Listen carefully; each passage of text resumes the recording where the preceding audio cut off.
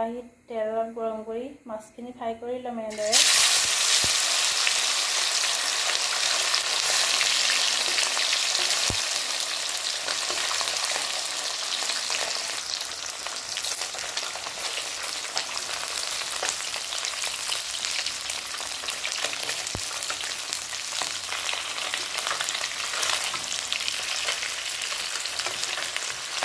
এনেদৰে জুপিয়াই ভাজি ল'ব।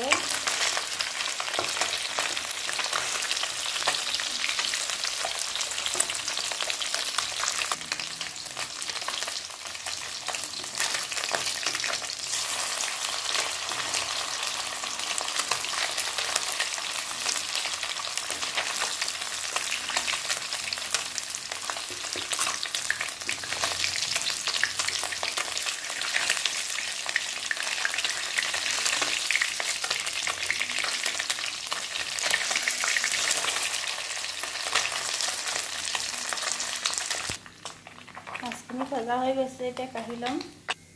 এনেদৰে কাঢ়ি লৈছোঁ। এতিয়া অলপ পাঁচফোৰণ দি লৈছোঁ, এটা কটা পিঁয়াজ দি লৈছোঁ,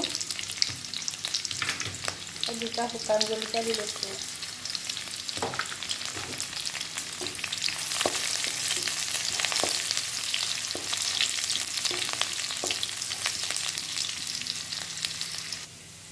এতিয়া সৰু সৰুকৈ কটা ঔটেঙাখিনি দি ল'ম।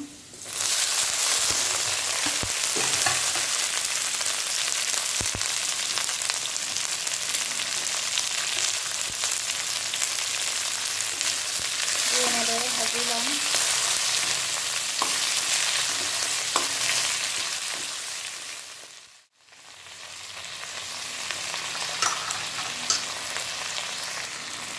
এনেদৰে লৰাই ভাজি ল'ব। হয়,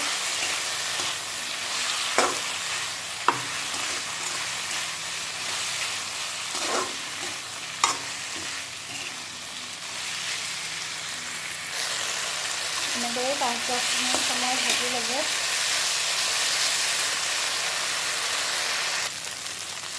উতলাই ৰখা গৰম পানীখিনি দি ল'ম। গৰম পানীখিনি দিলে অলপ খাবলৈ সোৱাদ হয়।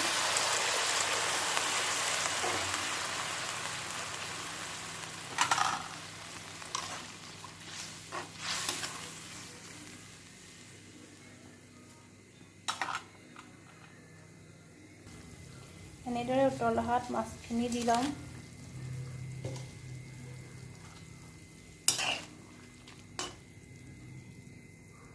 মাছখিনি দি 5-10 মিনিটৰ কাৰণে সিজিবৰ কাৰণে ঢাকি দিম।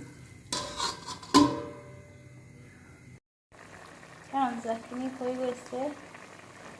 এতিয়া এচামুচ ৰেড চিলি পাউডাৰ দি লৈছোঁ।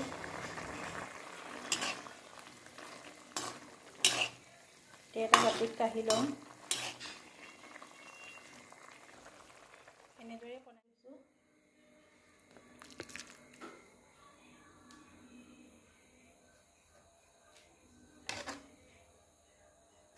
ऐसी ऐसी भूली तेरे नैनों ने बोली, जाने क्यों मैं डोली, ऐसा लगे तेरी होली।